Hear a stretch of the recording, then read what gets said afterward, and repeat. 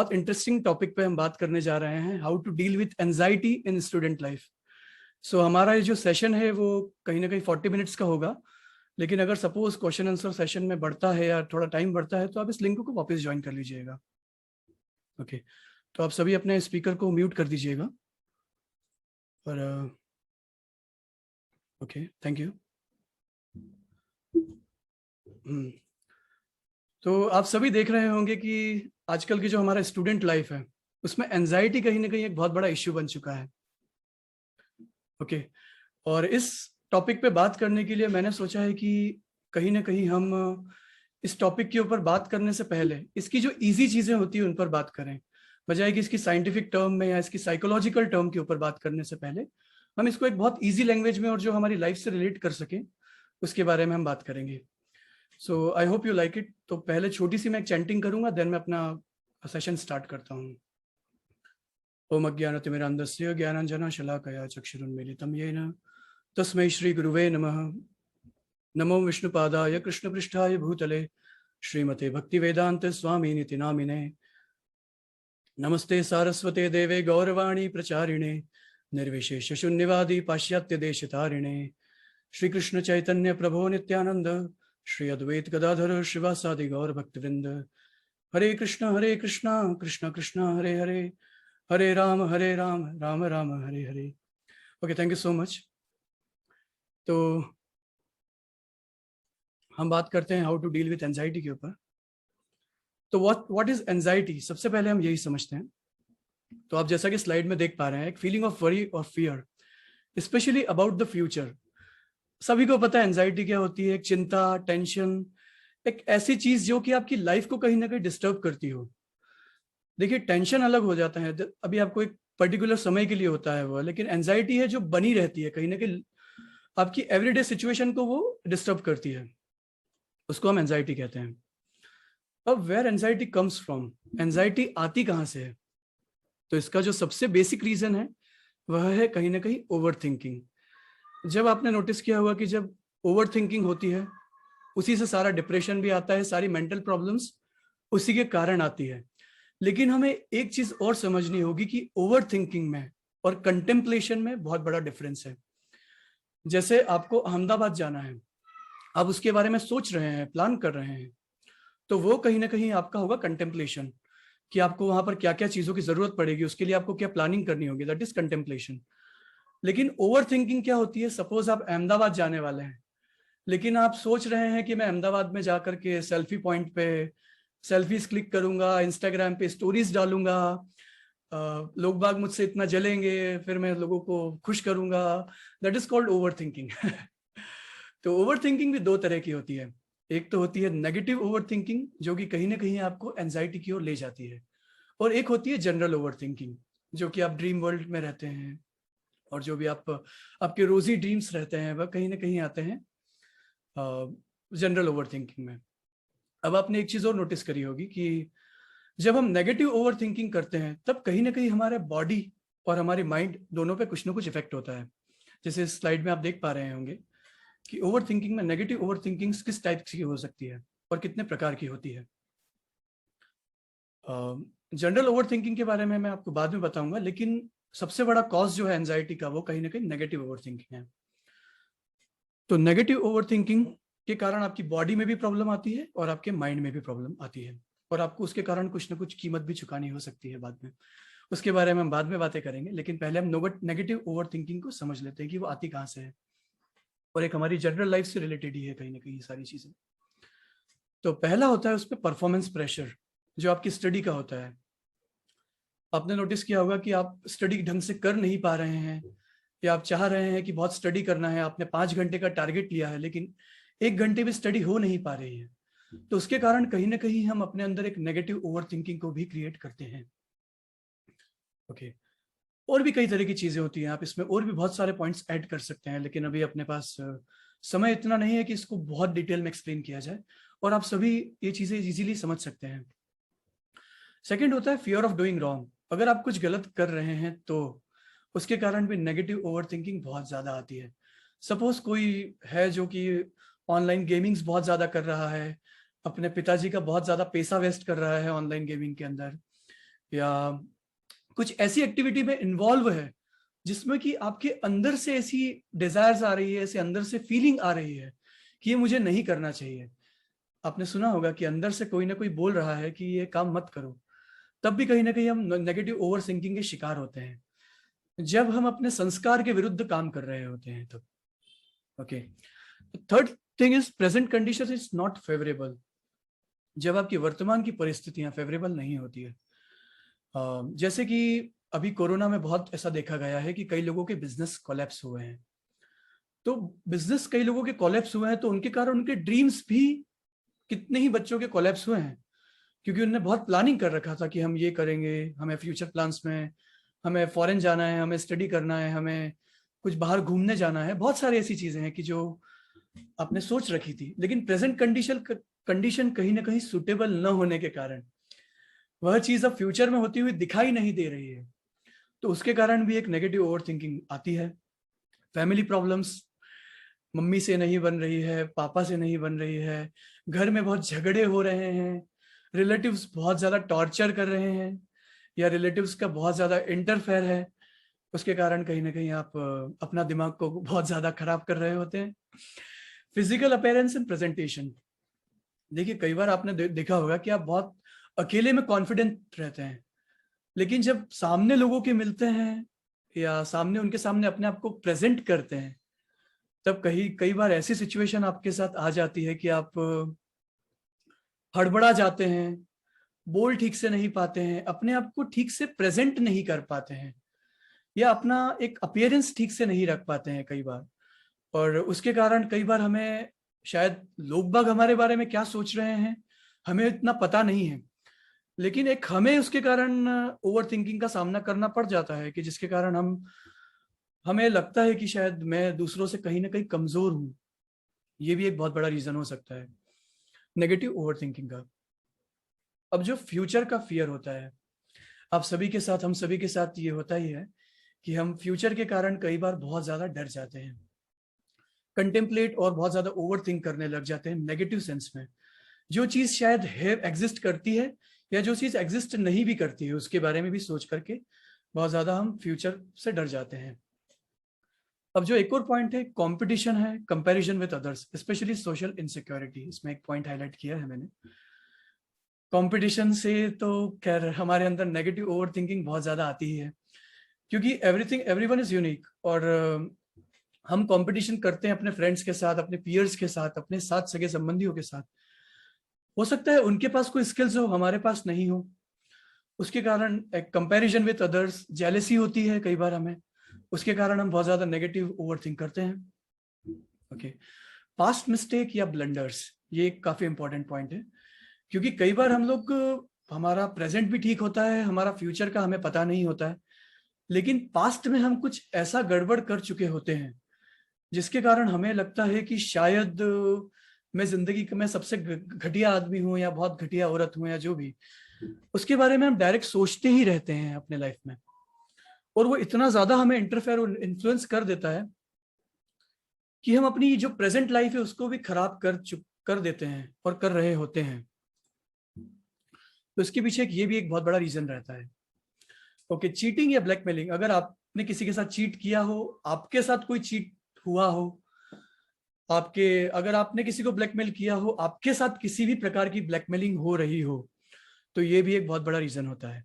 Lack of skills, या आपने सभी ने एक चीज नोटिस किया होगा कि कभी कभी हम लोग इनिशिएटिव नहीं ले पाते हैं और कोई काम को नहीं कर पाते हैं क्योंकि हम पहले से या तो घबरा जाते हैं कि हमारे पास ये स्किल्स नहीं है, या फिर रियल में भी हमारे पास वो स्किल्स नहीं होती है।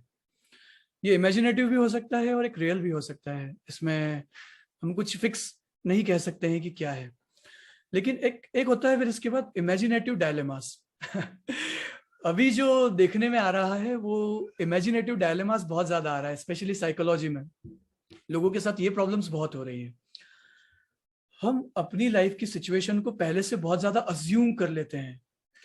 जैसे सपोज आप अपने फ्रेंड्स के साथ गए हैं, आपने मन से ही सोच लिया है कि वह मेरे बारे में क्या सोचता होगा या क्या सोचती होगी, ये मेरे बारे में बुरा सोचता है या सोचती है, उसके कारण आप बिल्कुल कंटिन्यूअस वे में सोचे जा रहे हैं, अपना दिमाग को खराब किए जा रहे हैं, और उसके कारण रात में सो भी नहीं पा रहे हैं, क्योंकि आपका एक वो इमेजिनेशन ही बना हुआ है। इसमें ग्रेपवाइन कम्युनिकेशन भी आता है।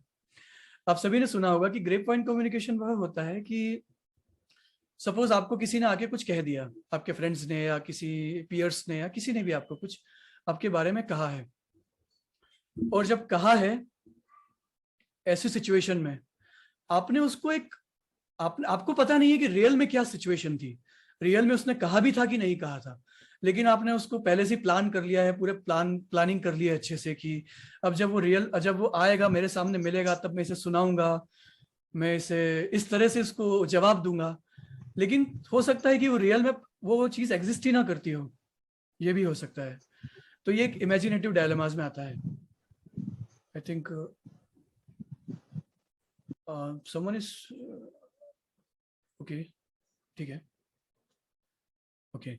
अब फियर ऑफ रिजेक्शन बेसिकली क्या होता है कि जब आप अपने फ्रेंड सर्कल में हैं या आप अपने किसी ग्रुप में हैं, तब आपको एक जो इन्फीरियरिटी कॉम्प्लेक्स होता है, लोगों से मिलने में एक डर सा लगता है कि कहीं मैं इनके सामने अपने आप को ठीक से प्रेजेंट भी कर पाऊंगा कि नहीं कर पाऊंगा, मैं नॉर्मल हूं भी या नहीं नॉर्मल हूं, या मैं जो भी कर रहा हूं वो ठीक कर भी रहा हूं या नहीं कर पा रहा हूं। तो उसके कारण आपको एक फियर ऑफ रिजेक्शन हमें बना रहता है कि कहीं ऐसा ना हो जाए कि लोग मुझे पागल समझे या लोग मुझे कुछ ऐसा समझे कि मैं एबनॉर्मल हूं। उसके कारण एक फियर ऑफ रिजेक्शन का भाव हमारे अंदर होता है। अब इसके बाद आता है एनी फिजिकल प्रॉब्लम। तो मैंने इसमें स्टेमर लिखा है, लाइक कभी हम जिसे दिव्यांग कहते हैं, या आपको किसी तरह की फिजिकली प्रॉब्लम है, उसके कारण भी आप बहुत ज्यादा नेगेटिव ओवर थिंक करते हैं। हो सकता है शायद लोग आपके बारे में कुछ नहीं सोच रहे हो, लेकिन आप ही अपने बारे में इतना ज्यादा उल्टा या इतना ज्यादा घृणित मानसिकता रखे हुए हो कि आपको उसके बारे में सोचना पड़ रहा हो। ओके। अब इसमें स्टेमर की प्रॉब्लम भी एक होती है, जैसे कोई लोगों को हकलाने की प्रॉब्लम रहती है, बोल ठीक से नहीं पाते हैं। आपको शायद जान के हैरानी होगी, बट ऋतिक रोशन को भी यह सेम प्रॉब्लम थी। वह बचपन में ठीक से बोल नहीं पाते थे, लेकिन इस प्रॉब्लम को सॉल्व किया जा सकता है। ओके। अब आती है बैड हैबिट्स के कारण भी हम कई बार परेशान रहते हैं, जैसे इसमें लस्ट है, एंगर है, बहुत ज्यादा गुस्से की प्रॉब्लम है, बहुत ज्यादा आपको किसी नशे की प्रॉब्लम है, या आप बहुत नशा वगैरह करते हैं, लस्टी थॉट्स बहुत ज्यादा आते हैं, या उस एक्टिविटी में ज्यादा इन्वॉल्व होते हैं। और फिर जो लास्ट पॉइंट है, और इसमें आप लोग अपने पॉइंट्स भी ऐड कर सकते हैं क्योंकि इस पॉइंट्स की कोई लिमिट नहीं है। तो जो लास्ट पॉइंट है वो होता है सेल्फ डाउट। जब हम अपने आप ही हर चीज में डाउट किया करते हैं, ये आई थिंक सबके साथ ही होता है, इवन मेरे साथ भी कई बार होता है कि हमें अपनी स्ट्रेंथ का भरोसा ही नहीं रहता है कि हम कितने परफेक्ट हैं, कि हमें अपने आप से ही एक कहीं ना कहीं एक डाउट में हमारी मानसिक रूप से हम एक डाउट में चल रहे होते हैं कि हम नॉर्मल भी हैं या नहीं है। ओके। तो इस तरह की होती है नेगेटिव ओवर थिंकिंग। और इस नेगेटिव ओवर थिंकिंग का मैं आप सभी को पहले भी बता चुका हूं कि आप जब ज्यादा इसके बारे में सोचते हैं, थोड़ा तो देखिए सब लोग सोचते ही हैं, लेकिन जब इनके बारे में हम ज्यादा सोचते हैं तब कहीं ना कहीं हमारी वो बॉडी को भी इफेक्ट करती है और हमारे माइंड को भी इफेक्ट करती है। इसके बारे में हम आने वाले स्लाइड्स में बात करेंगे। और तो एक जनरल ओवर थिंकिंग भी होती है जिसके बारे में आपको मैंने बताया था, जैसे फ्यूचर प्लान्स होते हैं, हम लोग जो हमारी फैंटेसीज चलती है, ट्रेवलिंग प्लान्स होते हैं, मॉरिशस जाना है, इधर जाना है, इस तरह से सेल्फी लेना है, ये करना है, वो करना है। बकेट लिस्ट होती है, रिलेशनशिप फैंटेसीज होती है सब लोगों की कि हमारे लाइफ पार्टनर कुछ ऐसा होना चाहिए, हम लोग हनीमून पे इधर जाएंगे या उधर जाएंगे। ड्रीम वर्ल्ड होते हैं हमारे, एक इमेजिनेटिव कैरेक्टर्स होते हैं, कई बार हम अपने अंदर बिल्ड कर लेते हैं। जैसे हम अपने आप को या तो सिंगर समझने लग जाते हैं, या हम अपने आप को कोई पॉलिटिशियन या कोई बॉलीवुड का कैरेक्टर अपने आप को इमेजिन करने लग जाते हैं, या कोई भी अपने आप को अपनी फेमस पर्सनालिटी के रूप में आप अपने आप को देखने लग जाते हैं। तो एक ऐसे एक जनरल ओवर थिंकिंग होती है। बेसिकली जनरल ओवर थिंकिंग का कोई ऐसा नुकसान नहीं होता है, यह आपको खुशी ही देती है, लेकिन जब ये पूरी नहीं हो पाती है तब शायद कभी ना कभी आपको ये भी एंजाइटी में पहुंचा सकती है। ओके। तो अब इसके बारे में हम थोड़ा आराम, ये तो एक साइड इफेक्ट्स हैं, इसके बारे में आप, ये डायग्राम है, इसको हम इजीली अगले स्लाइड्स में हम डिस्कस करेंगे। अब जब एंजाइटी होती है तो इसके कुछ साइंस भी होते हैं। स्टूडेंट एंजाइटी के, स्पेशली इमोशनल चेंजेस हो जाते हैं। आपने नोटिस किया होगा कि अगर आप एंजाइटी में हैं, मतलब अगर आप एंजाइटी में नहीं है, आपको पता नहीं है कि क्या है, क्या हो रहा है लाइफ में, इन साइंस के थ्रू आप समझ सकते हैं कि आप एंजाइटी में हैं भी या नहीं है। जैसे पहला होता है, इजीली कोई भी चीजों में इरिटेट हो जाते हैं। सपोज आपको मम्मी ने कहा है कि बेटा खाना खा लो, और आप एकदम से चिढ़ गए कि एक दिन खाना खाऊंगा नहीं तो मर नहीं जाऊंगा। समझ लो ये भी एक एंजाइटी का एक स्मॉल साइन है। ओके, छोटी छोटी सी बात पे इरिटेट हो जाना, किसी ने कुछ कह दिया, किसी ने कुछ मजाक कर लिया तो एकदम से भड़क जाना, ये भी एक एंजाइटी का इमोशनल चेंजेस का साइन है। सेकंड होता है वेरी डिफिकल्ट टू कंसंट्रेट। आप किसी भी चीज पर फोकस नहीं कर पाते हैं। आपको बाजार में कुछ सामान लेने के लिए भेजा है और आप आधे घंटे घूम के आज गए और सामान तो लाए नहीं, बाद में ध्यान आया कि अरे मुझे तो ये चीज करनी थी या मुझे ये सामान लेना था। ओके, और पढ़ाई पे बिल्कुल फोकस, बिल्कुल मन नहीं लगता है, बुक खोल के 1 घंटे तक बैठे रहते हैं लेकिन कुछ याद नहीं होता है, पढ़ भी रहे होते हैं तब भी एक वर्ड तक याद नहीं होता है। तो इसका एक साइन है इमोशनल चेंजेस का। और ऐसे लोग क्या होता है कि अवॉइड करते हैं छोटी से छोटी सिचुएशन, जिस भी चीज से वह डर रहे होते हैं या जिस भी चीज से वह घबरा रहे होते हैं, उन चीज को वो कहीं ना कहीं अवॉइड कर रहे होते हैं। खासकर आपने नोटिस किया होगा कि टेस्ट अगर होने वाला होता है या उनका कोई एग्जाम होता है तो एक दिन पहले बीमार पड़ जाएंगे, या कहीं घूमने जाना होता है फैमिली के साथ, अगर वो रिलेटिव्स से डरते होंगे तो उसमें कोई एक्सक्यूज दे देंगे, बहाने बना लेंगे, बहुत सारी चीजें होती है। ओके, तो अब इसके बाद इसके कुछ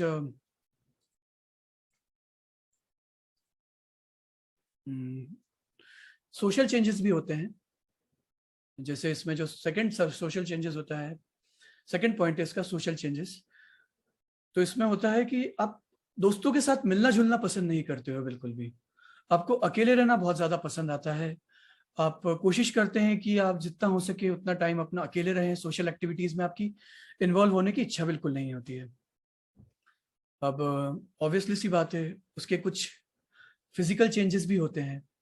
जैसे आपको हेडेक होता है, सर दुखता है, आपको चक्कर आ सकते हैं, बहुत ज्यादा पसीना आ सकता है, बॉडी में मसल एच होता है। और इसका जो सबसे बड़ा बेनिफिट, जो सबसे बड़ा डिसएडवांटेज होता है वह होता है आपका अपसेट स्टमक। पेट की रोग सबसे ज्यादा होते हैं जब आप एंजाइटी में होते हैं। आपको या तो भूख बिल्कुल नहीं लगेगी या बहुत ज्यादा लगेगी। आप या तो बहुत ज्यादा दुबले होते जाओगे या आप बहुत ज्यादा मोटे होते जाओगे। ये चीजें बहुत ज्यादा होती है अगर आप एंजाइटी में है तो। पेट से रिलेटेड प्रॉब्लम्स ज्यादा बढ़ जाती है, स्पेशली इन एंजाइटी। बहुत जल्दी थकान हो जाती है, आपकी डाइट में बहुत बहुत वेरिएशंस आ जाते हैं, कभी भी भूख लग रही है, कभी भी आप खा रहे हैं, कोई खाने का टाइम फिक्स नहीं होता है। तो ऐसे बहुत सारे आपके डाइट में भी चेंजेस आ जाते हैं। और ऐसी ऐसी बीमारियां होती है जो आप एक्सप्लेन नहीं कर पाते हैं। जैसे आपने सुना होगा कि आपको अच्छा नहीं लग रहा। कई बार ये भी प्रॉब्लम होती है लोगों के साथ कि उन्हें अच्छा नहीं लगता है, और अच्छा नहीं लग रहा है तो वो बता भी नहीं पाते हैं कि क्यों अच्छा नहीं लग रहा है। ओके, तो ये चेंजेस आते हैं। इसके बाद स्लिप डिस्टरबेंस हो जाता है। जैसे आपने नोटिस किया होगा कि अगर आप जब भी बहुत सोचते हैं, विचारते हैं, बहुत चिंता में होते हैं और बहुत घबराहट में या किसी डर में होते हैं, तब आपको इंसोमिनिया की दिक्कत हो जाती है। बहुत ज्यादा बुरे बुरे सपने आते हैं, बहुत ज्यादा बुरे बुरे सपने आते हैं, आपको सोने में बहुत ज्यादा दिक्कत आती है आपको। और एक और सबसे बड़ी प्रॉब्लम आती है कि जब आप सो के उठते हैं तब भी आप बहुत ज्यादा थके थके रहते हैं। तो इसके ये कुछ छोटे मोटे सिम्टम्स और कुछ डिसएडवांटेज है कि उससे हम पता कर सकते हैं कि इंसान एंजाइटी में है। और एक छोटा सा ये भी है, ऑब्सेशन विद परफेक्शन। ये भी एक तरह की एंजाइटी है। आपने किसी किसी लोगों को देखा होगा कि कोई लोगों के पास किसी तरह की प्रॉब्लम नहीं है, पढ़ाई में बहुत अच्छे हैं, फैमिली की तरफ से भी बहुत अच्छे हैं, फाइनेंशियली बहुत स्ट्रांग है, लेकिन फिर भी बहुत चिड़चिड़े से रहते हैं, बहुत गुस्सा कर रहे होते हैं हर किसी पे। उसका कारण ये भी होता है कि वो कहीं ना कहीं एक ऑब्सेशन, उनमें परफेक्शन का ऑब्सेशन है, सब चीजें परफेक्ट चाहिए। जैसे इस्कॉन के एक गौरांग प्रभु हैं, उन्होंने एक एग्जाम्पल दिया था। उन्होंने एक बार बताया था कि जब वे आईआईटी में थे तब उनकी ही क्लास में एक सेकंड आने वाले स्टूडेंट ने सुसाइड अटेम्प्ट किया था, सेकंड आया था वो पूरे आईआईटी में, लेकिन उसने सुसाइड अटेम्प्ट कर लिया था। ऐसा क्यों? क्योंकि ऐसे लोग जो होते हैं वो परफेक्शन से बहुत ज्यादा ऑब्सेस्ड होते हैं, उन्हें हर चीज परफेक्ट चाहिए। तो जब आप ऐसे लोग देखें तब उन्हें भी समझ जाइएगा कि कहीं ना कहीं वो भी एक एंजाइटी का सामना कर रहे हैं। ओके, अब आपने देखा होगा कि जब एंजाइटी होती है तो हर कोई व्यक्ति सुसाइड भी नहीं कर पाता है, लेकिन अपनी वो भड़ास जो होती है, अंदर की जो खालीपन रहता है, उसे कहीं ना कहीं वो फुलफिल करना चाहता है। अब उसे वो फुलफिल कैसे करता है? तो उसका एक सबसे बड़ा रीजन है ड्रग्स। आप जैसा देख पा रहे हैं इस स्लाइड में कि 75% स्टूडेंट होते हैं जो कि 22 साल से पहले किसी न किसी प्रकार का नशा या ड्रग्स में इन्वॉल्व हो चुके होते हैं। ये एक बहुत बड़ा रेशो है। 22 साल से पहले 75% स्टूडेंट, चाहे वह गांव के हों या मेट्रोज के हों या या कोई नॉर्मल सिटीज के हों।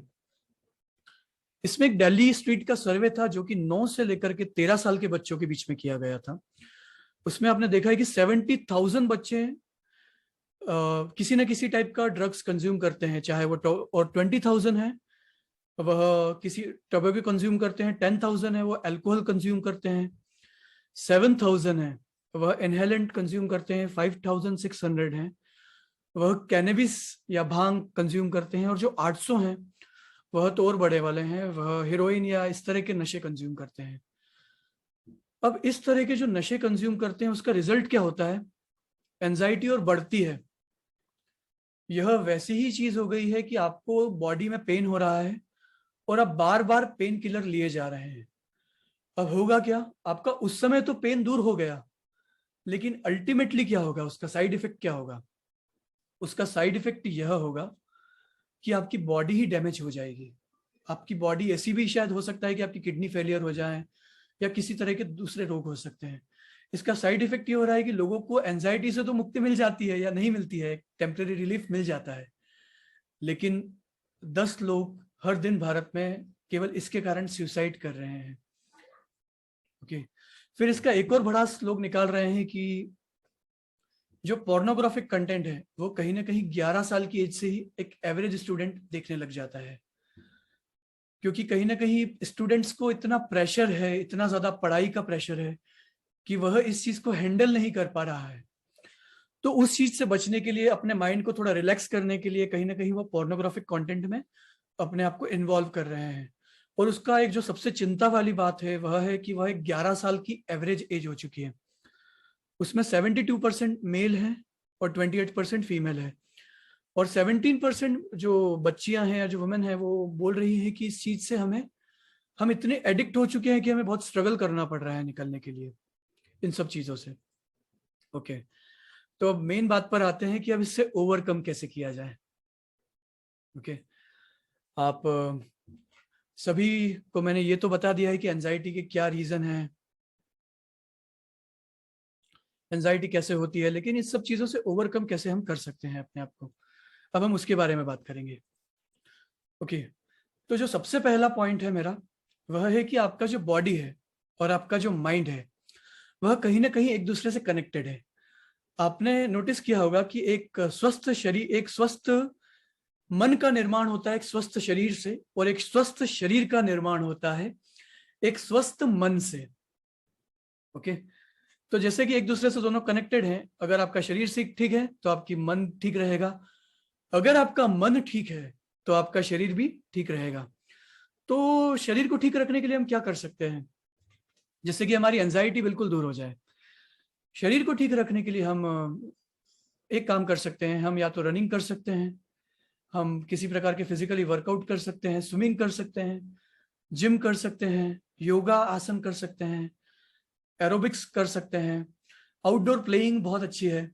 और अगर ये 6 चीजें अगर आप न भी कर पाए तो मैं एक छोटा सा सजेशन देना चाहूंगा जो कि कभी कभी मैं भी फॉलो करता हूं, और वह सजेशन है कि आप रूम को बंद कीजिए, अकेले रूम में जाइए और अच्छा म्यूजिक लगाइए और पागलों की तरह नाचिए। उससे आपको यह मदद मिलेगी कि सॉरी उससे आपको एक इतनी ज्यादा मदद मिलेगी कि आपका सारा पसीना, आपका सारा स्वेट में आपकी नेगेटिविटी निकल जाएगी। ओके जो क्योंकि आप जब वर्कआउट करते हैं ना, तब आपका बॉडी का जो ब्लड सर्कुलेशन होता है उसमें भी फ्लो बढ़ जाता है, और जब आपके बॉडी का ब्लड सर्कुलेशन का फ्लो बढ़ता है तब उसके माइंड में भी प्यूरिफाइड ब्लड आपका जा सकता है। तो I am gonna suggest you कि भैया प्लीज, अगर आप एंजाइटी फील कर रहे हैं, अगर 6 चीजें न भी कर पा रहे हैं तो एटलीस्ट आप डांस तो कर ही सकते हैं 15 मिनट, और बिल्कुल फ्री होके कीजिए, बिल्कुल पागलों की तरह करिए। अब इसके छोटे से मेंटल वर्कआउट भी होते हैं, क्योंकि आपका चलो ठीक है शरीर तो स्वस्थ है, लेकिन अब आपका शरीर तो स्वस्थ है लेकिन आपका मान लीजिए मानसिक रूप से अगर आप स्वस्थ नहीं है तो क्या होगा, तो उसके ऊपर हम बात करते हैं।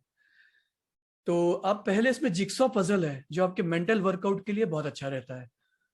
पजल गेम खेल सकते हैं, कार्ड गेम खेल सकते हैं, कार्ड गेम्स के मैंने नाम भी इसमें लिखे हुए हैं। वोकेबुलरी बिल्डिंग, आप नए नए शब्द को फाइंड आउट करें, ये भी आपकी मेंटल वर्कआउट के लिए बहुत अच्छा रहता है। Okay, learn a new skill, जब भी आप कोई नई स्किल सीखते हैं, सपोज आप ड्राइंग करना सीख रहे हैं, या आप हॉर्स राइडिंग सीख रहे हैं, या आप किसी भी तरह की एक नई स्किल्स को आप अडॉप्ट कीजिए, उसके कारण आपका जो मेंटल वर्कआउट है उसको करने में बड़ी हेल्प होगी और आपको एक नया एंथुजियाज्म मिलेगा लाइफ में। ओके, तो इसमें है 5वां पॉइंट है do things with your non dormant dominant hand. देखिए जैसे मैं अपने राइट हैंड से लिखता हूं, तो कोशिश कभी कभी मैं करता हूं कि अपने लेफ्ट हैंड से लिखने की कोशिश करूं, या सपोज मैं शेविंग करता हूं तो अपने लेफ्ट हैंड से शेव करने की कोशिश करूं। उसके कारण क्या होता है कि आपका जो मेंटल वर्कआउट अच्छे से हो सकता है, और जिन लोगों का दोनों हाथ अच्छे से वर्क कर सकते हैं वो एक तरह के जीनियस हो सकते हैं।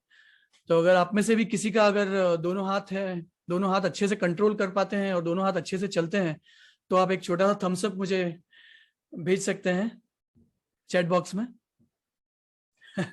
मतलब they are genius people. Okay, 6 point जो मेरा है वह है म्यूजिक।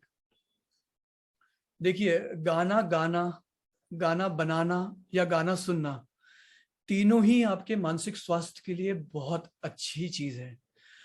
अगर आप गुनगुनाते हैं ना, अगर आपके अंदर गुनगुनाने वाली हैबिट है तो आप उसे बिल्कुल मत छोड़िए, क्योंकि यह आपके अंदर बहुत सारे हैप्पी हार्मोन्स को क्रिएट करती है और आपको ये बहुत हैप्पी फील करवाती है।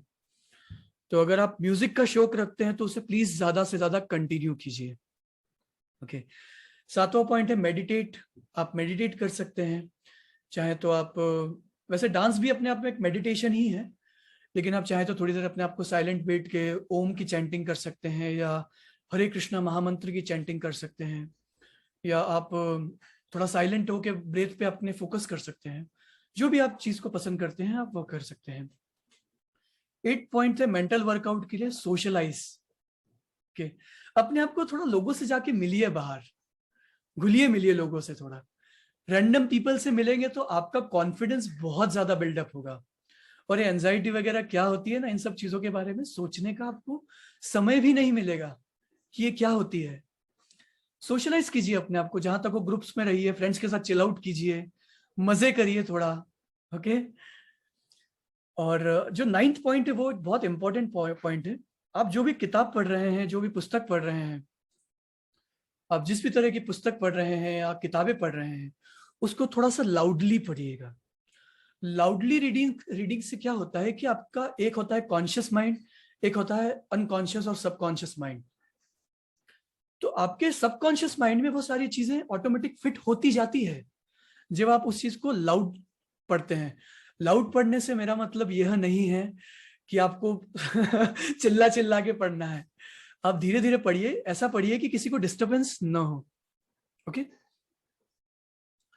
तो that's very good for your mental health. और एक और जो मेरा पॉइंट है वह है टीच। अगर आप किसी को पढ़ाते हैं तो ये आपके मेंटल वर्कआउट के लिए बहुत अच्छा है।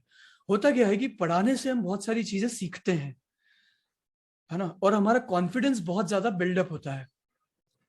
तो जितना ज्यादा अगर हम अपने से छोटे एज के बच्चों को पढ़ा सकते हैं, कोई ट्यूशंस ले सकते हैं, या किसी प्रकार की हम एक्टिविटीज कर सकते हैं, इस तरह की सेशंस ले सकते हैं, तो उसके कारण हमारा कॉन्फिडेंस बिल्ड होगा और हमारे एंजाइटी अगर हमें है तो उसमें हमें बहुत बड़ी मदद मिलेगी।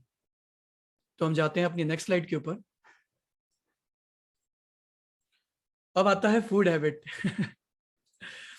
तो आप सभी जैसे जानते हैं कि हम सब एक चीज से बहुत ज्यादा परेशान हैं और वह है हमारी फूड हैबिट। ओके, जैसे कि आप इस स्लाइड में देख सकते हैं कि रिसेंट स्टडी से that junk food item are the delicious combination of ultra processed food, saturated fat, added sugar and salt that offer a pleasant and palatable eating experience, especially for the adolescents.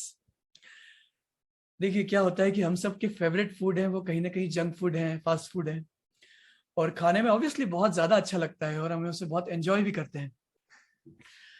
लेकिन जैसा कि इसमें बताया है कि उसको इस तरह से डिजाइन किया गया है कि उसमें कई तरह के सॉल्ट डाले जाते हैं। अजीनोमोटो एक होता है जो कि आपके हेल्थ के लिए बिल्कुल अच्छा नहीं होता है।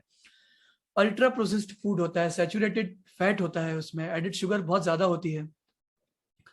तो इस तरह से जंक फूड को डिजाइन किया जाता है और एक हमें बहुत ज्यादा प्लेजेंट और एक क्या कहूँ, एक दिव्य अनुभूति देते हैं जंक फूड हमें, स्पेशली जो 13 से 18 साल की एज होती है उसमें। और इसका जो सेकंड पॉइंट है वो आप भी देख सकते हैं कि इसके कारण एक dopamine release inside the brain. Dopamine एक ऐसा हार्मोन्स होता है जो कि हमें खुशी प्रदान करता है, जो हमें प्रसन्नता प्रदान करता है, वह रिलीज होता है हमारे दिमाग के अंदर और उसको एक रिवॉर्ड देता है, एक पुरस्कार देता है, जैसे कि एक रिवॉर्ड सिस्टम उसका जनरेट कर देता है, एक्टिवेट कर देता है। और न्यूरोसाइंटिस्ट से that like many more common rewarding activities, eating junk food activities the reward system. As a result brain asks us to repeat the same experience and we junk food lovers get trapped into the sweet spot. देखिए क्या होता है कि हमारे brain को ये पता नहीं रहता है कि आपके लिए अच्छा क्या है और आपके लिए बुरा क्या है। हमारे कॉन्शियस माइंड को पता रहता है, लेकिन हमारे अनकॉन्शियस माइंड केवल प्लेजर को एक्सपीरियंस करता है, जिसमें उसे अच्छा लगता है उसे ही वो करता है। इसीलिए आपने नोटिस किया होगा कि लोग बाग नशा करते हैं, उन्हें पता है कि नशा बुरा चीज है, उसके बाद भी क्यों करते हैं?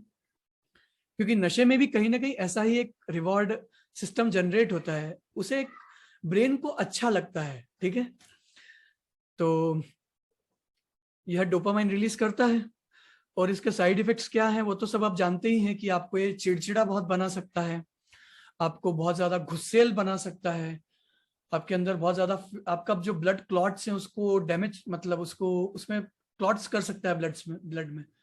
उसके कारण हो सकता है कि आपको इन फ्यूचर ब्लड प्रेशर की प्रॉब्लम्स हो या हार्ट की प्रॉब्लम्स हो जाए, लिवर फैटी हो सकता है, बहुत सारी तरह की दिक्कत हो सकती है। और एंजाइटी का एक मेन रीजन जंक फूड भी है। कई बार लोगों को कोई प्रॉब्लम नहीं रहती है, किसी तरह की प्रॉब्लम्स नहीं होती है, लेकिन over eating of junk food के कारण उनके अंदर जो केमिकल इम्बेलेंस हो जाता है बॉडी में, और उसके कारण क्या होता है कि वे भी एंजाइटी का शिकार हो जाते हैं। ओके, तो अब हमारा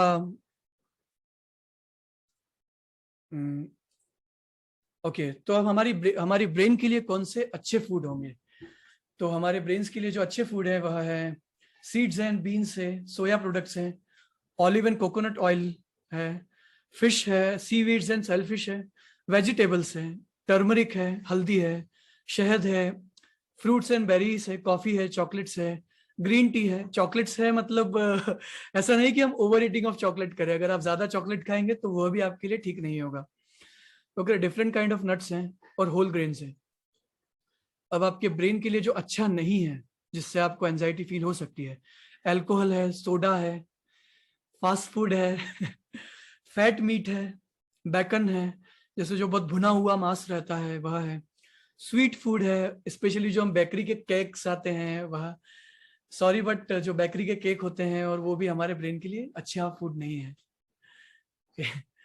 और आपने सुना ही होगा, हमारे उसमें कहावत थी, हमारे शास्त्रों में कहावत है कि जैसा खाएगा अन्न वैसा बनेगा मन।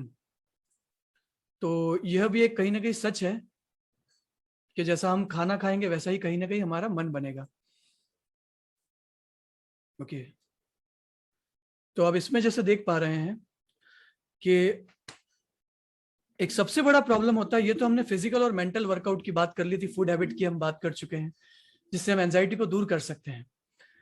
लेकिन कहीं ना कहीं एक प्रॉब्लम यह भी आता है कि हमारी आधी एंजाइटी तो इसलिए हो रही होती है कि हमारा फ्रेंड बहुत आगे बढ़ गया, या हमारे जो भी रिश्तेदार के बच्चे हैं वो बहुत आगे बढ़ गए, और भी कई तरह की अनेक प्रकार की समस्याएं आती है।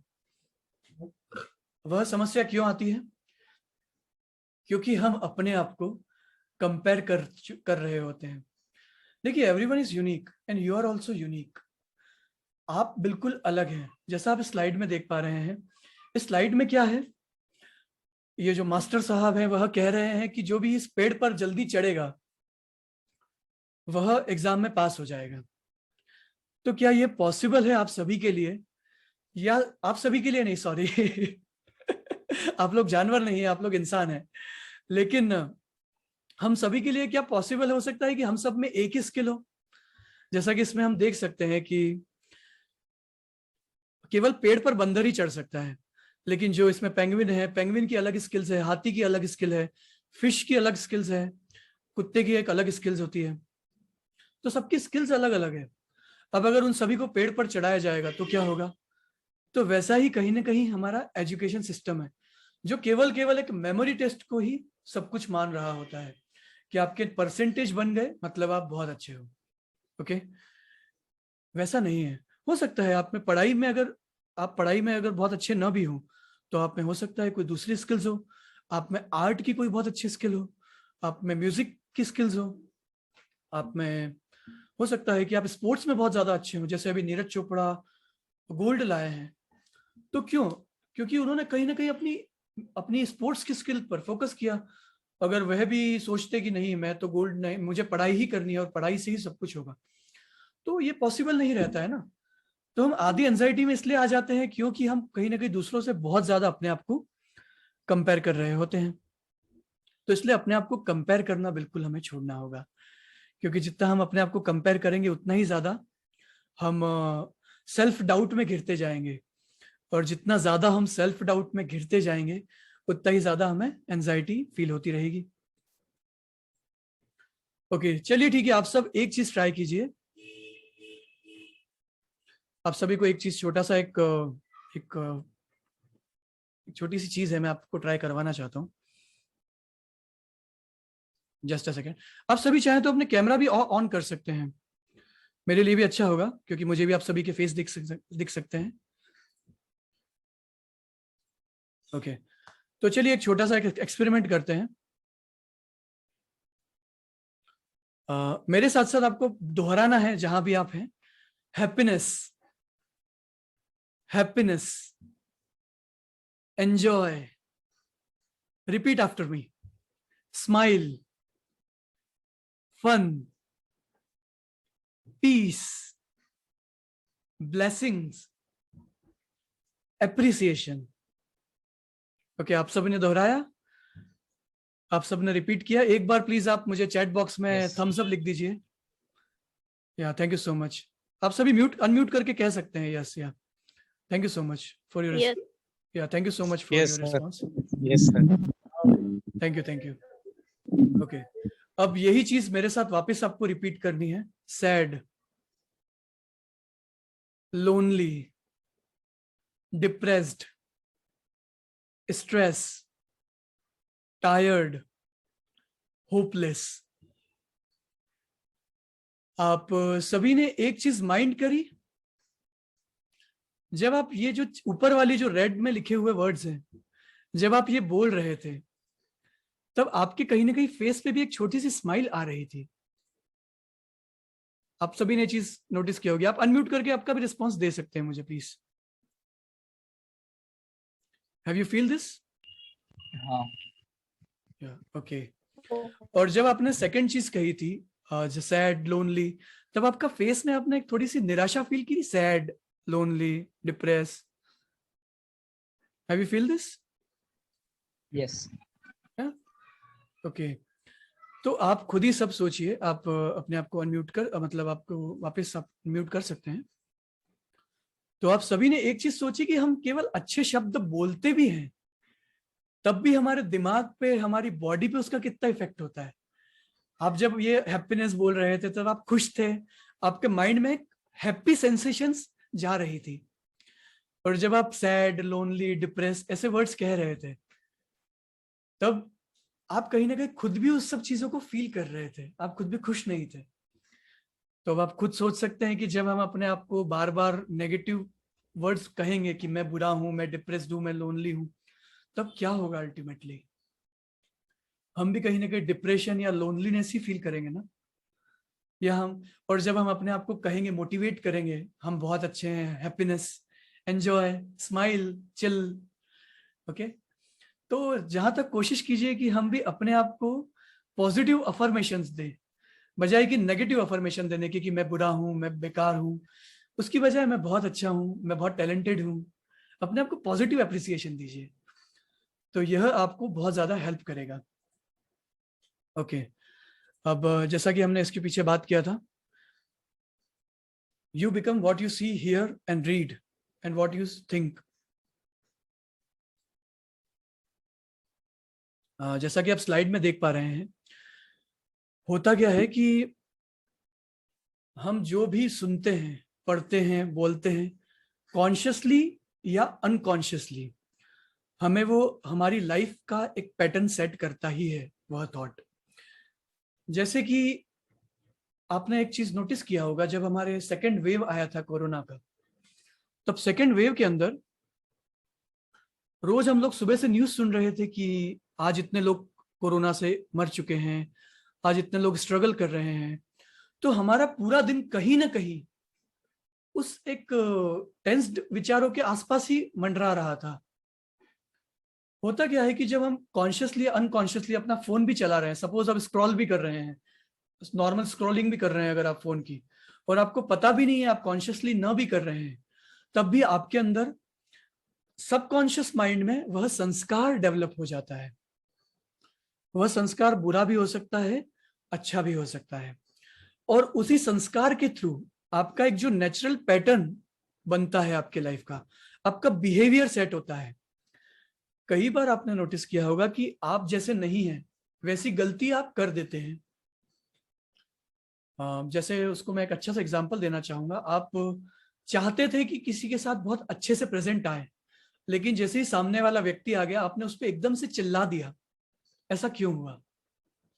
क्योंकि कहीं ना कहीं सबकॉन्शियस माइंड में आपके संस्कार उस समय गुस्से वाले बने हुए थे, और वह कहीं ना कहीं प्रकट हो जाते हैं लेटर आपकी लाइफ में। तो इसलिए आपके कॉन्शियस माइंड और आपका सबकॉन्शियस माइंड इतना इतना जरूरी पार्ट है आपकी लाइफ का। और जो आप देखते हैं, जो आप सुनते हैं, जो आप समझते हैं, वह कहीं ना कहीं आपकी लाइफ में बहुत ज्यादा इफेक्ट करता है। तो इसलिए जहां तक कोशिश हमें करना होगा, अगर एंजाइटी से बचना है, तो कि एटलीस्ट ठीक तरह की चीजें देखें, ऐसी चीजें ना देखें कि जो हमें दिक्कत दे या हमें प्रॉब्लम वाली सिचुएशन में डालें। इवन आप जो छोटी से छोटी चीज भी देखते हैं, वो भी आपको इफेक्ट करती है। ये एक विवेक बिंद्रा है, इनका एक स्लाइड था जो कि मूवी की ने कैटेगरीज बेस्ड करी थी। देखिए, ऑब्वियसली सी बात है कि हम लोग अभी एक ऐसे समय में रह रहे हैं जहां पर हम लोग, बहुत मुश्किल है हमारे लिए कि हम मतलब स्मार्टफोन से दूर रह सकें। ये हमारे लिए बहुत ज्यादा मुश्किल काम है, और ये इतना ज्यादा मुश्किल काम है हम सबके लिए कि हमारे हमसे 1 मिनट भी नहीं छूटता है स्मार्टफोन। कम से कम एक जो एवरेज स्टूडेंट है यहाँ, वह भी कम से कम अपने दिन में 6 से 7 घंटे स्मार्टफोन का डेली यूज कर रहे हैं।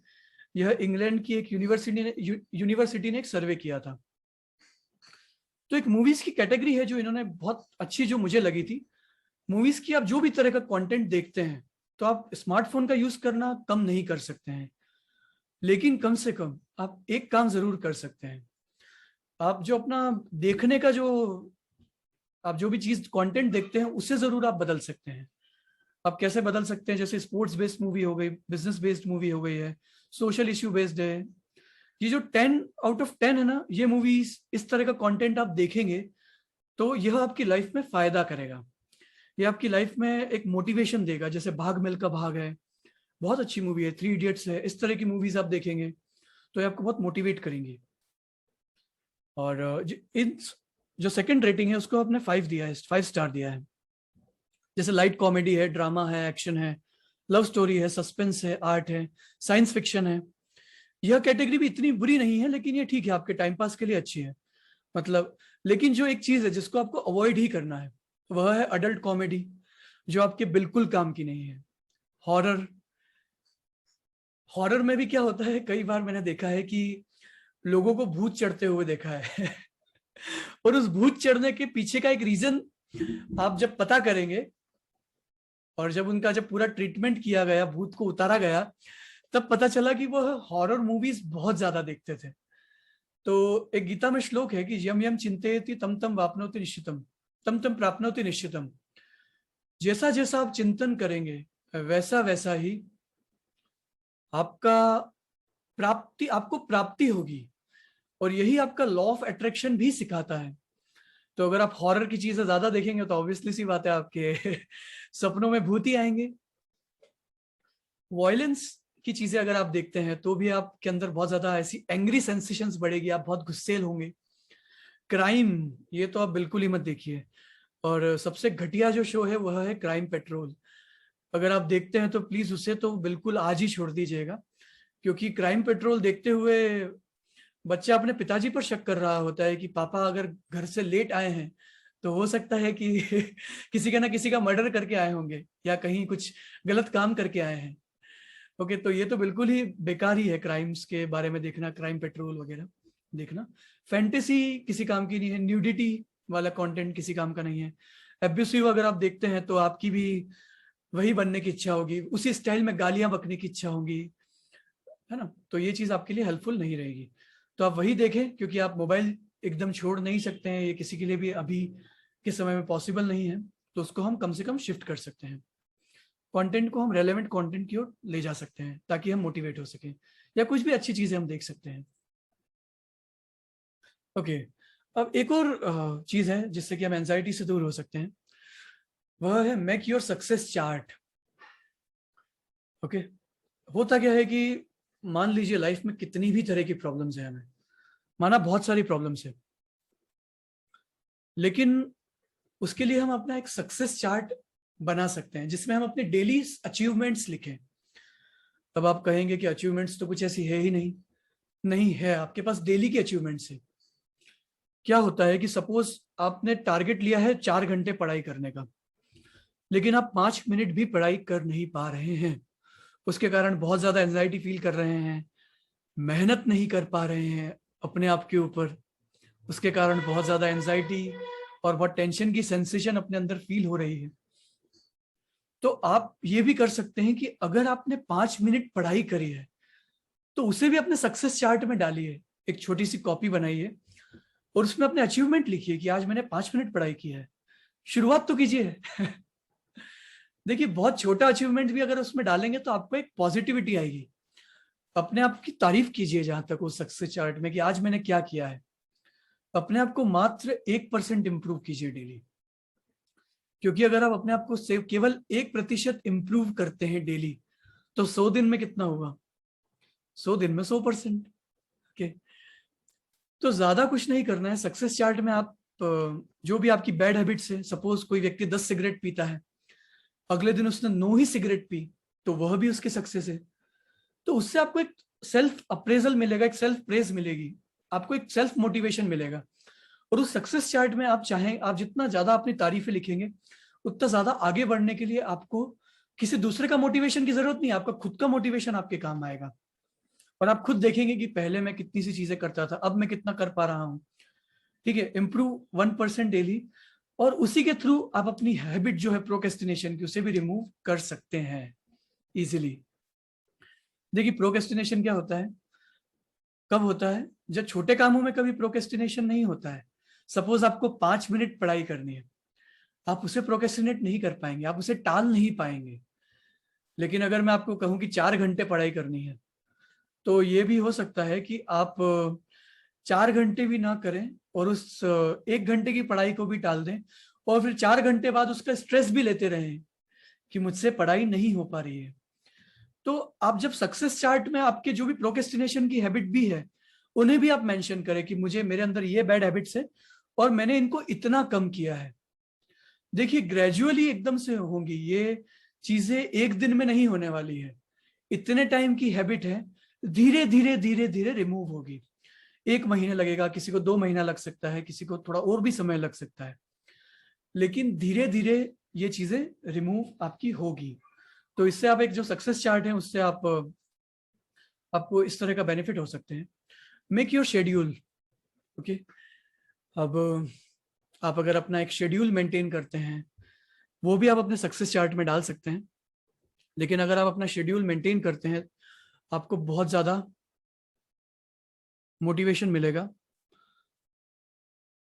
आपको बहुत ज्यादा एंथुजियाज्म भी मिलेगा उसमें, और उसके कारण आप इजीली अपनी बहुत सारी नेगेटिव चीजों से ओवरकम कर सकते हैं। और इसको एक मॉर्निंग हैबिट से शुरू करते करते आपको इसको एक स्टैंडर्ड हैबिट पे ले जाना है, इसको एक स्टैंडर्ड लेवल पे ले जाना है, तो आपके लिए बहुत अच्छा होगा। जैसे अभी सपोज आप 10 बजे उठ रहे हैं, 11 बजे उठ रहे हैं, तो ज्यादा नहीं कीजिए इसको। 10 बज के अगर आप 10 बजे उठ रहे हैं तो इसे 9:50 तक उठने का ट्राई कीजिए, 9:50 पे, 9:30 पे, धीरे धीरे धीरे धीरे उसको एक सिस्टमेटिक शेड्यूल में आइए। सिस्टमेटिक शेड्यूल में आने से आपको आपका जो जो आपका डे टू डे लाइफ है उसमें आपको समय मिल जाएगा, उसमें आपको एंथुजियाज्म मिलेगा, हैप्पीनेस मिलेगी, और आप इजीली अपने बहुत सारे कामों को कर सकेंगे बिना किसी टेंशन के, बिना किसी स्ट्रेस के। ओके, तो follow your morning schedule as well. ये भी एक छोटा सा पॉइंट है जिससे कि हम अपनी एंजाइटी को दूर कर सकते हैं। अब एक ये बहुत इंपॉर्टेंट पॉइंट है, अवॉइड बैड एसोसिएशन। देखिए, कई बार आपने नोटिस किया होगा कि आपके जो फ्रेंड सर्कल में है, फ्रेंड सर्कल में आपको बहुत ज्यादा डीमोटिवेट किया जा रहा है, आपको बहुत ज्यादा आपकी हंसी उड़ाई जा रही है। उस फ्रेंड सर्कल को बिल्कुल अवॉइड कीजिए, क्योंकि अगर हम उस फ्रेंड सर्कल को अवॉइड करते हैं तो ये हमारे लिए ही अच्छा होगा। क्योंकि कई बार ऐसा हमने फील किया है कि हमारे फ्रेंड्स हमारी हंसी उड़ाते हैं, हमें डीमोटिवेट करते हैं, जिसके कारण भी हम उनसे कंपैरिजन के चक्कर में एंजाइटी में आ जाते हैं कि हम तो नॉर्मल ही नहीं है। हम इतना ज्यादा इन्फीरियरिटी कॉम्प्लेक्स में घिर जाते हैं, जिसके कारण हमारा कई बार डिप्रेशन तक कंडीशन हमारा पहुंच जाता है। देखिए, जो भी फ्रेंड्स आपके नशा करते हैं, आपको नशे की ओर ले जाते हैं, या पार्टीज में बहुत ज्यादा इन्वॉल्व हैं, उनसे थोड़ा सा अगर हम दूर रहेंगे तो हमें फायदा हो सकता है। जो फ्रेंड्स है आपकी पीठ पीछे हंसी उड़ाते हैं, आपकी मुंह पे हंसी उड़ाते हैं, आपके आपके सामने बहुत ज्यादा हंसते हैं, आपको डीमोटिवेट करते हैं, बेसिकली वह आपके फ्रेंड्स नहीं है। क्योंकि जो आपके ट्रू फ्रेंड्स होंगे वो आपको इनकरेज करेंगे, आपको आगे बढ़ाएंगे, ना कि आपको डिमोटिवेट करेंगे, आपकी हंसी उड़ाएंगे। कई बार क्या होता है कि आपको उसके कारण सेल्फ डाउट होने लग जाता है अपने ऊपर ही, कि शायद मैं ही कमजोर हूं, शायद मैं ही नॉर्मल नहीं हूं।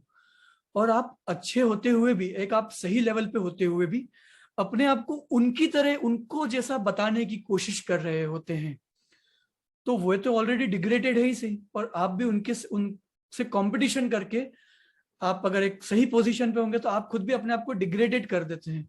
आपको नशे करने की इच्छा नहीं है, लेकिन अपने आप को कूल बताना है, इसलिए भी आप कहीं ना कहीं उनको दिखाने के लिए नशा कर लेते हैं।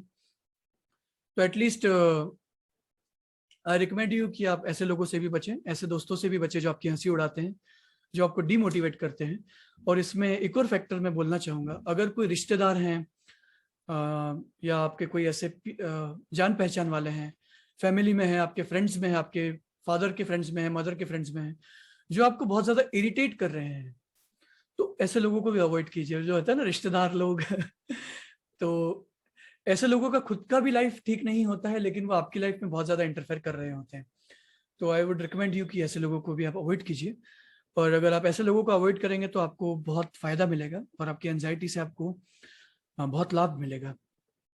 ओके, एक छोटी सी स्टोरी है, उसके बाद हम इस प्रेजेंटेशन को खत्म करते हैं। देखिए, चेंज योर परसेप्शन, ये एक बहुत प्यारी स्टोरी है। एक बार एक वुड कटर रहता है, जिसे हम हिंदी में लक्कड़हारा कहते हैं। तो उसकी बिजनेस अच्छा से चल नहीं रहा होता है, केवल वो डेली टू डेली सेल करके, अपनी लकड़ियों की सेल करके और पैसे कमा रहा होता है। ओके, तो जैसे ही वो रोज सोचता है कि मैं किस तरह से अपनी अर्निंग्स को बढ़ाऊं, किस तरह से मैं पैसे ज्यादा कमाऊं। एक दिन क्या होता है कि वो जंगल में जा रहा होता है और उसे चंदन का बहुत बड़ा पेड़ मिल जाता है।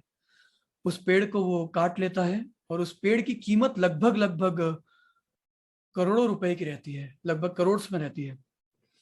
अब चंदन की लकड़ियां तो ऑब्वियसली सी बात है, चंदन की लकड़ियां इजीली कोई खरीदता भी नहीं है, क्योंकि चंदन की जो कॉस्ट होती है वो बहुत महंगी होती है। चंदन की लकड़ियां बहुत महंगी होती है, तो कोई इजीली कोई ऐसा वैसा व्यक्ति खरीद नहीं सकता है। तो वह रोज सोचता है, सॉरी, ओके, तो वह रोज सोचता है कि किसी तरह मेरी चंदन की लकड़ियां बिक जाए। तो वो सोचता है कि राजा का जिस दिन डेथ होगा उसी दिन बिक सकती है, अदरवाइज तो कोई ऑप्शन है नहीं। तब वह रोज सोचता है, जब भी उस चंदन के पेड़ के आसपास निकलता है तब वह रोज सोचता है कि कम से कम मेरी चंदन की लकड़ियां बिक जाए, राजा की डेथ हो जाए, मेरी चंदन की लकड़ियां बिक जाए। ऐसा 2 या 3 महीने होते हैं वह कर रहा होता है। अब उसी जंगल में उसका गोडाउन भी रहता है, वहां पर अपनी वो लकड़ियां रख देता है चंदन की। और एक दिन रानी की ज्वेलरी ऑर्नामेंट्स चोरी हो जाते हैं। तो रानी की जैसी ही ज्वेलरी और ऑर्नामेंट्स चोरी होते हैं तो ऑब्वियसली सी बात है, राजा अपनी सारी आईबी को, अपनी सीबीआई को, सबको लगा देता है कि खोजबीन करो। तो अपनी सारी सिक्योरिटी एजेंसी को लगा देता है उस चोर के पीछे। तो चोर क्या करता है कि जो ये जो वुड कटर का रहता है, इसके गोडाउन के पीछे वह चंदन की लकड़ियां छुपा देता है। अब जब सर्चिंग ऑपरेशन चलता है, सर्च ऑपरेशन चलता है, तो वह उसकी ज्वेलरी है, उसकी ज्वेलरी जो है रानी की ज्वेलरी, वह गोडाउन के पीछे मिलते हैं। जैसे ही वो गोडाउन के पीछे मिलते हैं तो ये जो वुड कटर रहता है, लक्कड़हारा रहता है, इसे पकड़ लिया जाता है और राजा तुरंत उसे डेथ पेनल्टी दे देता है बिना सोचे समझे। बहुत ज्यादा एंग्री होके उसे डेथ पेनल्टी दे देता है। और जैसे ही उसे डेथ पेनल्टी दे देता है तो वह बहुत परेशान होता है कि मैंने तो चोरी की नहीं, मुझे क्यों डेथ पेनल्टी दे रहे हो। तो उसके मंत्री को शक होता है कि शायद इसने चोरी नहीं करी है। तो एक रात पहले उसका मंत्री उस लक्कड़हारे के पास जाता है और कहता है कि मुझे बताओ कि तुम क्या करते हो, क्योंकि मुझे भी लग रहा है कि तुमने चोरी नहीं किया है। और जैसे ही वो अपनी चीज बताता है कि मैं एक वुड कटर हूँ, मैंने एक चंदन का पेड़ काटा था, मैं वहां पर रोज जाता था, अपनी पूरी स्टोरी बताता है, तो मंत्री चतुर रहता है, वह समझ लेता है कि ये पक्की बात है, इसके नेगेटिव थिंकिंग का ही परिणाम है। तो वह एक उसको फेवर करता है कि एक काम करो, मैं तुम्हारी राजा से सजा 3 महीने एक्सटेंड करवा देता हूँ। 3 महीने बाद मैं तुम्हारी सजा करवा देता हूँ। तुम 3 महीने तक तुमको एक ही काम करना है, तुमको 3 महीने यह सोचना है कि राजा बहुत अच्छा है और वह अपनी प्रजा के कल्याण के लिए एक यज्ञ करवा रहा है, एक अपने वेलफेयर के लिए, और उस वेलफेयर के लिए यज्ञ करवा रहा है और उसमें तुम्हारी चंदन की लकड़ियों का वो यूज कर रहा है और तुम्हें उसने छोड़ दिया है। तो वो कहता है ठीक है, मरता क्या ना करता। तो वह व्यक्ति एग्री कर लेता है। अब वह जो वुड कटर रहता है वह 1 महीने 1.5 महीने जेल में यही रोज सोचा करता है। 1.5 या 2 महीने बाद जो रियल चोर रहता है वह पकड़ा जाता है, वो वापस चोरी करने आता है और वह पकड़ा जाता है। तो जैसे ही वह चोर पकड़ा जाता है तो राजा को बहुत गिल्टी फील होता है और राजा उस लक्कड़हारे को छोड़ देता है। और साथ ही साथ वह एक और काम करता है कि उससे बोलता है कि तुम्हें क्या चाहिए, मैंने तुम्हें इतनी बड़ी सजा दी तो मैं इसके बदले में तुम्हें कुछ देना चाहता हूँ। तो वो वुड कटर उस डिमांड को रख देता है कि आप अपने प्रजा के कल्याण के लिए एक यज्ञ कीजिए और मेरे पास लकड़ियां हैं, उसे आप अपने यज्ञ में रखिए। तो इस स्टोरी से हमको एक ही मैसेज मिलता है कि जैसा हम दूसरों के बारे में सोचेंगे वैसा ही सामने वाला भी हमारे बारे में सोचेगा, क्योंकि हमारे आसपास एक इलेक्ट्रॉनिक मैग्नेटिक वेव्स होती है, एक विद्युत चुंबकीय शक्ति होती है। तो जैसा आप वायुमंडल में, ब्रह्मांड में डालेंगे उस शक्ति को, वैसा ही आपको रिटर्न मिलेगा। ओके, तो कहीं ना कहीं हम अपना एक परसेप्शन इस तरह से भी चेंज कर सकते हैं कि हम दूसरों के प्रति कितना पॉजिटिव हो, ताकि हमें एंजाइटी का सामना ही ना करना पड़े। और एक छोटी सी बात और है, ये बात करके मैं अपनी स्लाइड को और अपने प्रेजेंटेशन को एंड करना चाहूंगा। एक फीलिंग ऑफ ग्रेटिट्यूड भी होता है। एक महात्मा गांधी की एक बहुत अच्छी स्टोरी है कि लाइफ के नजरिए को हम किस तरह से चेंज कर सकते हैं। एक बार महात्मा गांधी के पास एक व्यक्ति आया था आश्रम में, उसकी शराब पीने की बहुत आदत थी, और जैसा कि हम सब जानते हैं महात्मा गांधी शराब के बड़े अगेंस्ट थे। तो वह व्यक्ति महात्मा गांधी के आश्रम से खादी पहन करके बाहर जो बार था सिटी में वहां चले गया और उसने शराब पी ली। तो एक व्यक्ति महात्मा गांधी के पास आया कंप्लेन लेकर के कि गांधी जी, एक बहुत बुरी न्यूज लाया हूं, वह व्यक्ति खादी पहन करके शराब पी रहा है, खादी पहन करके शराब पी रहा है, हमारे आश्रम का नाम बदनाम कर रहा है। तो महात्मा गांधी की आंखों में से उस समय आंसू आ जाते हैं और वह कहते हैं कि अब शराब पीने वाला भी इंसान खादी पहनने लग गया। ओके तो उनने उस सिचुएशन को ही पूरा चेंज कर दिया। वो चाहते तो दुखी हो सकते थे कि खादी पहन करके शराब पी रहा है, कितना बुरा है हमारे लिए, लेकिन उनने क्या पॉइंट पकड़ा कि शराब पीने वाला भी अब खादी पहन रहा है, हमारे लिए कितने अच्छे दिन आ चुके हैं। तो कहीं ना कहीं एक हम सिचुएशन को भी इस तरह से मोल्ड कर सकते हैं, बदल सकते हैं अपने केवल एक परसेप्शन के थ्रू।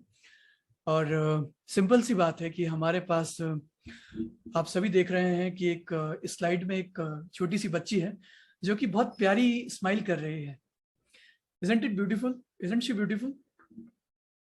है ना, काफी ब्यूटीफुल लग रही है ना। तो हमारे पास इससे कितना कुछ ज्यादा है। हमारे पास खाने के लिए बहुत अच्छा फूड है, हमारे पास पहनने के लिए कपड़े हैं बहुत सारे, हमारे पास रहने के लिए एक बहुत अच्छा घर है, और आई थिंक पेरेंट्स भी अच्छे हैं, सब कुछ अच्छे हैं हमारे पास।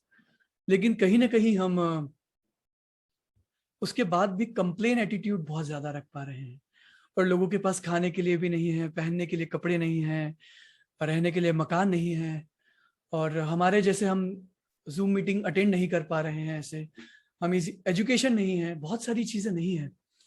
तो क्या एक बार भगवान को थैंक्स कर सकते हैं हम जो हमारे पास ऑलरेडी है उसके लिए? प्लीज आप चैट बॉक्स में आके यस भी लिख सकते हैं अगर आपको ठीक लग रहा हो तो। ओके तो एटलीस्ट एक हमारे फीलिंग ऑफ ग्रेटिट्यूड अगर हम रखते हैं तो हमारी आधी प्रॉब्लम्स तो ऐसे ही सॉल्व हो जाती है। ओके तो अब इसका एक लास्ट और अल्टीमेट सीक्रेट मैं शेयर करना चाहूंगा, क्योंकि हमारा था कि एंजाइटी से कैसे ओवरकम करना है। तो केवल हमें थोड़ा सा परसेप्शन चेंज करना है, और उसके साथ ही साथ हमें एक फीलिंग ऑफ ग्रेटिट्यूड अगर हम रख पाए, उससे जितना बढ़ा पाए, तो वो हमारे लिए बहुत ज़्यादा हेल्पफुल होगा। और ये मेरा अल्टीमेट सीक्रेट है जो मैं आपसे शेयर करना चाहता हूँ अपने माइंडफुलनेस, अपना मेंटल बैलेंस को ठीक रखने के लिए और अपने आप को ठीक रखने के लिए। वह है Bhagavad Gita and chant the holy name of lord. मैं भगवत गीता पढ़ता हूँ और अपना भगवान के नाम का जप स्मरण अगर हम कर सकते हैं तो उससे हमारे अंदर बहुत ज़्यादा पॉजिटिविटी आती है। तो आई थिंक एंजाइटी हो, डिप्रेशन हो, कितनी ही बड़ी टेंशन हो हमारी लाइफ में, कोई भी प्रॉब्लम हो, तो सारी प्रॉब्लम और एक solution Bhagavad Gita. So thank you so much. और अगर आप में से किसी का कोई प्रश्न हो तो आप पूछ सकते हैं मुझसे। अगर आप